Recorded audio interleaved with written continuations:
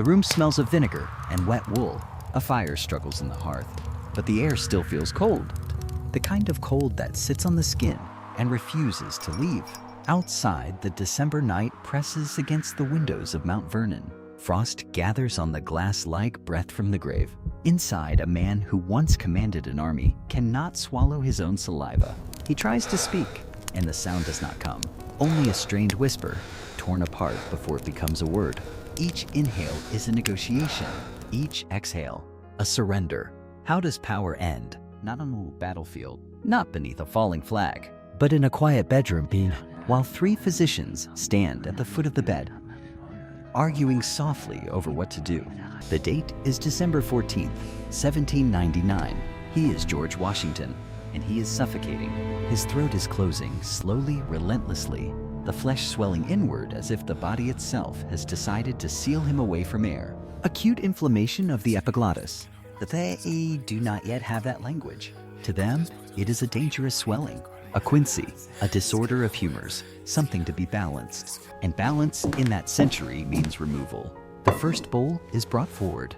George Washington does Just a not moment resist. longer, sir. He never We are has. nearly finished. His entire life has been obedience to duty, even when duty wounds him, even when duty bleeds him. Dr. James Creek, friend, companion of war, trusted for decades, opens a vein. The blood is dark and warm, steaming slightly in the cold air.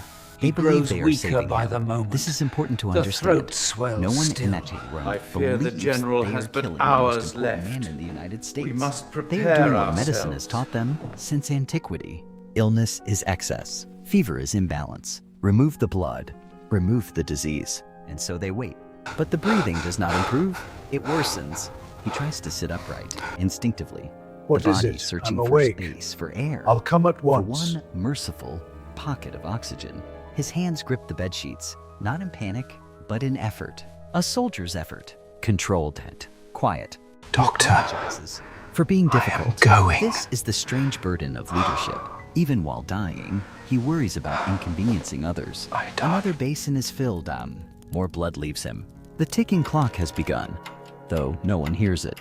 Not the physicians, not the servants moving through candlelight, not even Martha Washington sitting nearby in silence, watching the man who carried a revolution now struggle against his own throat. By the time the third physician arrives, Dr. Gustavus Brown, the bed sheets are stained and heavy, and still, he cannot breathe.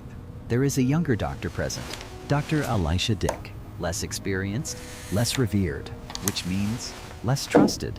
He sees something the others do not. The problem is not bad blood. The problem is air.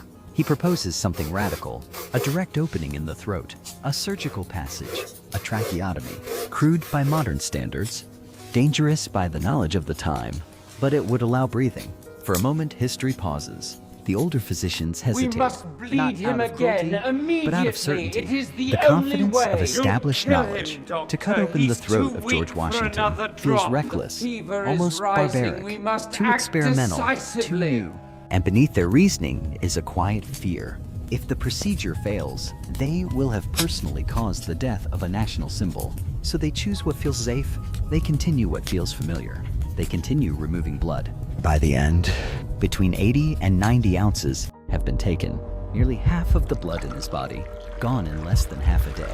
His pulse weakens, the skin pales. The strength that once endured winters at Valley Forge now fades not from violence, but from treatment.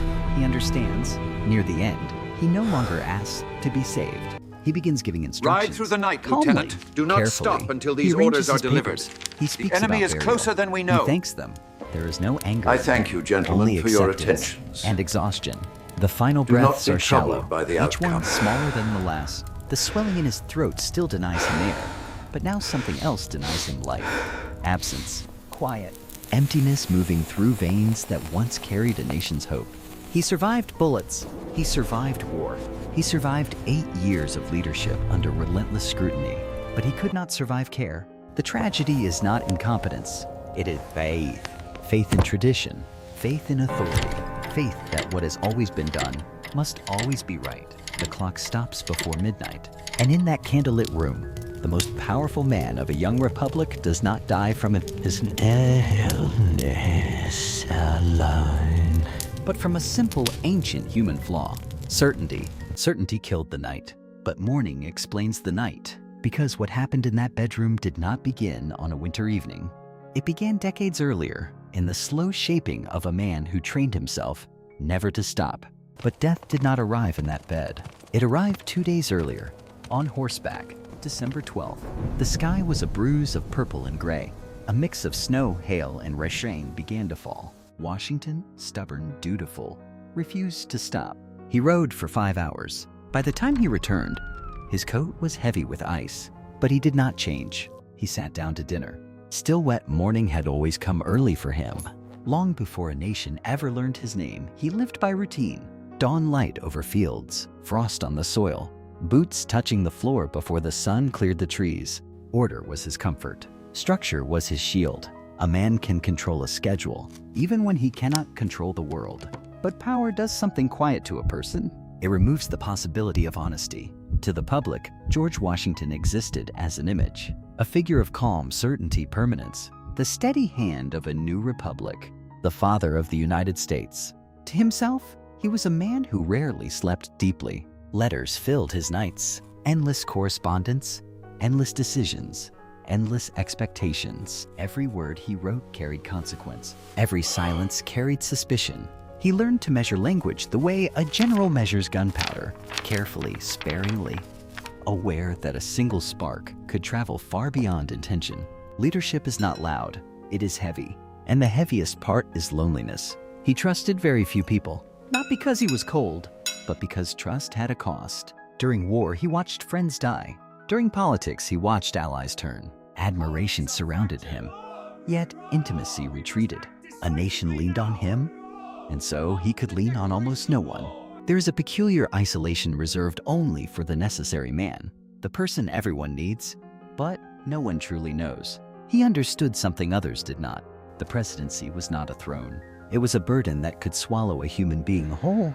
That is why he left it, not out of comfort, but survival. He feared power's ability to change the soul more than he feared any foreign army. When he returned to Mount Vernon, people imagined peace, but peace did not fully arrive. The letters still came, questions still arrived, conflicts still waited for his opinion. Even in retirement, the nation remained in his doorway, asking him to exist as a symbol rather than a person. He aged quickly in those years, not dramatically, not visibly, but inwardly, the kind of aging measured in fatigue rather than wrinkles. And beneath the uniform, beneath the myth, was a body that had always been fragile. Illness followed him throughout life. Severe infections, fevers that nearly killed him in youth, malaria lingering in cycles, a throat prone to inflammation since early adulthood. His strength was real, but it was disciplined strength, managed strength, carefully maintained through willpower, rather than natural invulnerability.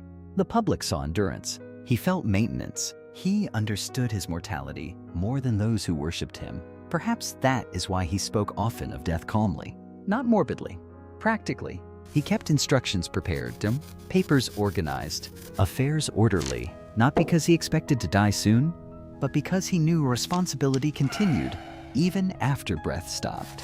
This is the quiet psychology of leadership, the inability to ever truly rest. On the day before his final illness, he rode out into cold rain and snow to inspect his property. To the it city. was unnecessary. Keep the Others horses could have ready. done it. Servants even suggested he delay.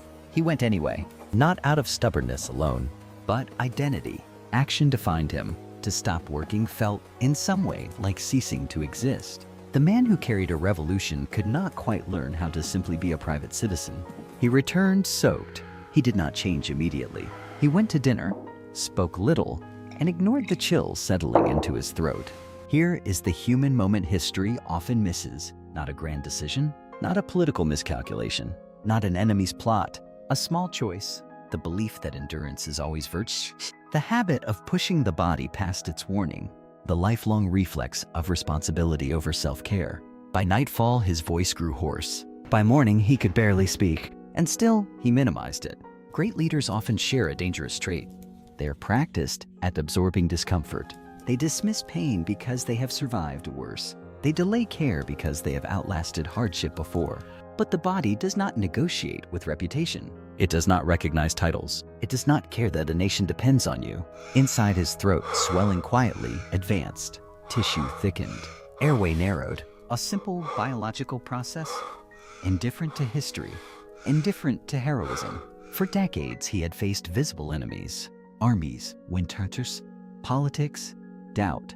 Now he faced something far more ordinary. Inflammation. And the tragedy forming was not dramatic. It was intimate. A convergence of character and circumstance. A lifetime of discipline meeting a moment that required vulnerability and arriving too late. Because the flaw was never weakness. The flaw was strength, carried beyond its natural limit. The man who taught a country perseverance had never learned permission to stop. And so when the physicians finally gathered around his bed, they were not only confronting an illness, they were confronting the private cost of a public life. A body worn by duty. A spirit trained to endure, a human being who had spent decades being necessary, and almost no time being cared for. By the time the treatments began, the real battle had already been lost long before the first incision of a vein. Not in that bedroom, but in every moment he chose obligation over himself, until even breathing became another responsibility. He tried, quietly, to manage alone.